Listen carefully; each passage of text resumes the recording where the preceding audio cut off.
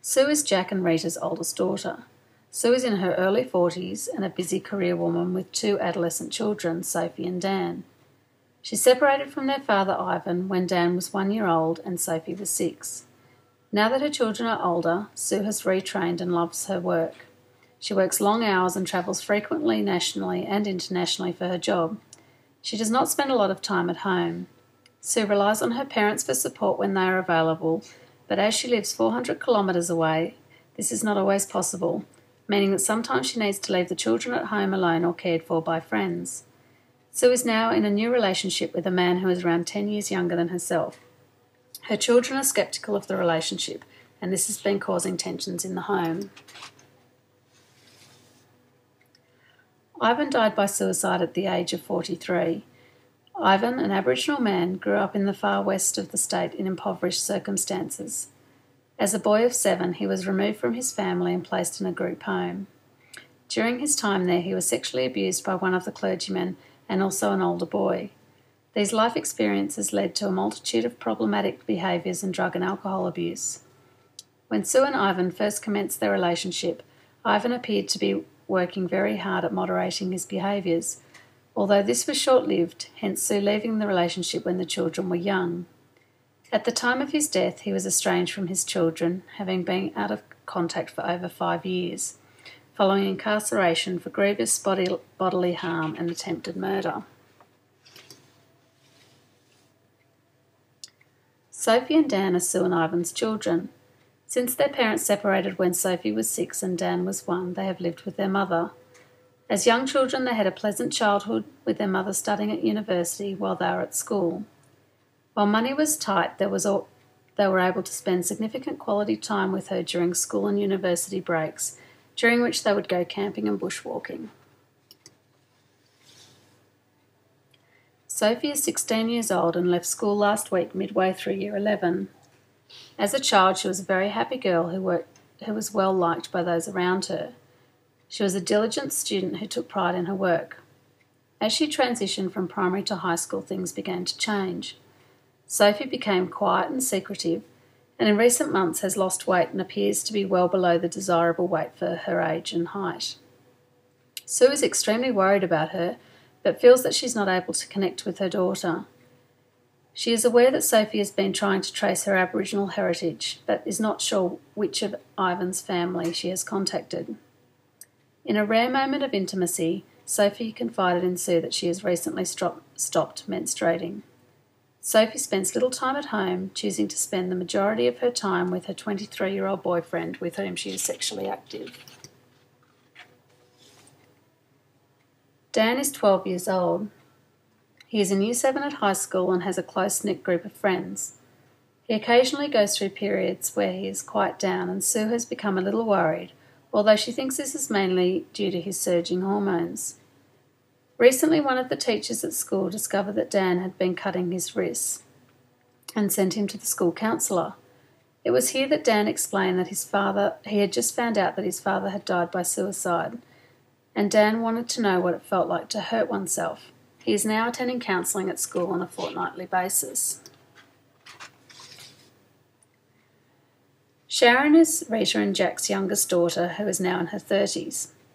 She and Paul have 4 children, 9-year-old twin boys, 4-year-old Lacey and 1-year-old Micah. They've been together since meeting in the 8th grade, and following a short period of travel following their university degrees, they settled down in a regional town with a population of around 25,000. Sharon was always keen to be a mother, and she became pregnant soon after marrying Paul. However, this pregnancy ended in miscarriage at 14 weeks. A subsequent pregnancy did not occur in the following 3 years, and finally she went to a fertility clinic and commenced IVF. On her first cycle, she successfully became pregnant with twins. The first and second trimesters went well and were uneventful. However, from around 25 weeks, premature labour threatened with multiple hospitalisations to try and stop the babies being born too early. Paul is 39 years old. He is a high school teacher who is passionate about sport and his family. He enjoys an active, healthy lifestyle. Jake and Harley were born at 31 weeks gestation and kept in neonatal intensive care for the first 4 weeks of their lives. During this time, Sharon was recovering from an emergency caesarean and therefore unable to visit as often as she would have liked.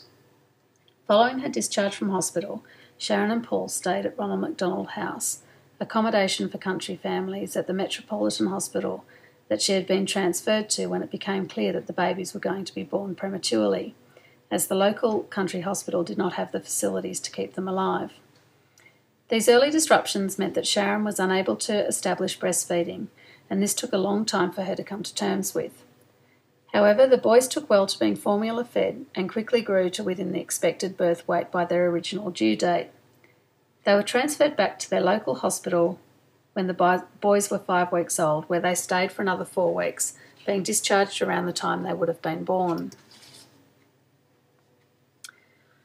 Jake was the larger of the boys when they were born, weighing 1.6 kilos. Jake was a difficult toddler who, as he grew older, did not outgrow some of the behaviours often associated with toddlerhood. As he neared school age, Sharon became concerned and the paediatrician referred him to a large clinic. During his first visit there, he was diagnosed with oppositional defiant disorder, for which he is now medicated. Jake's behaviour can make it difficult for him to make friends and he is often isolated at school. He is achieving in the lower range for his age year cohort. His behaviour at home can be erratic and difficult for Sharon and Paul to manage. Harley was born second and weighed only 1.4 kilos.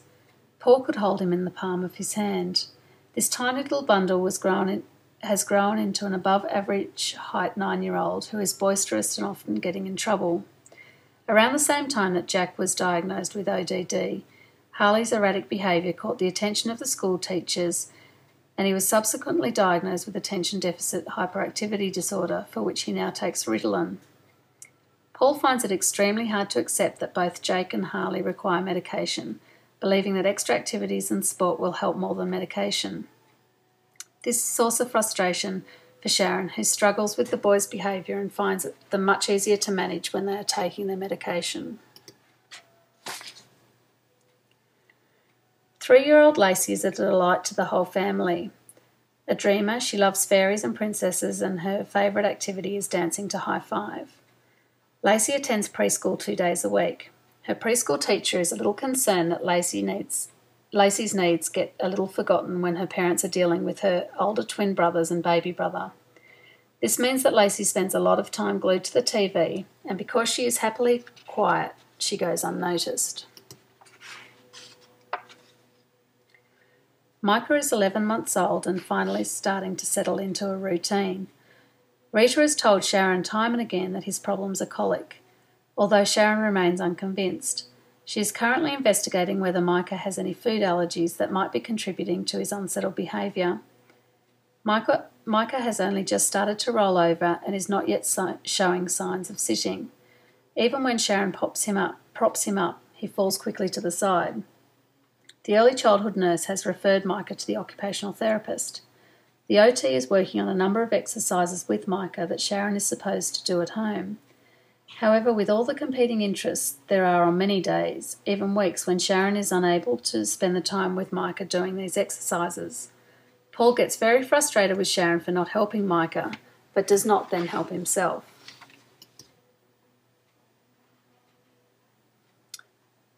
For more information on any of the developmental groups, please see Henry and Elsa, chapters 16, 17, 18.